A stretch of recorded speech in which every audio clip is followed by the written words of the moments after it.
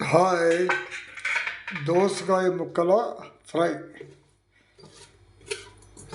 మామూలుగా మనం దోసకాయ ఇలా చేదు ఉందో లేదో చెక్ చేసుకొని ఇలా సన్నగా ముక్కలు కోసుకొని మన కళాయి పెట్టి ఆయిల్ బాగా మరిగాక ఈ ముక్కలు ఫస్ట్ వేయాలి.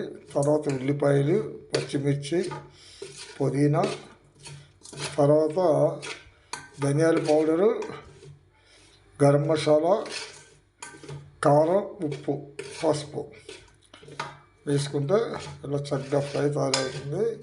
ఇది చపాతీల్లో, దోశల్లో, ఇడ్లీల్లో, రైస్లో అన్నిట్లో సూపర్గా ఉంటుంది అనమాట.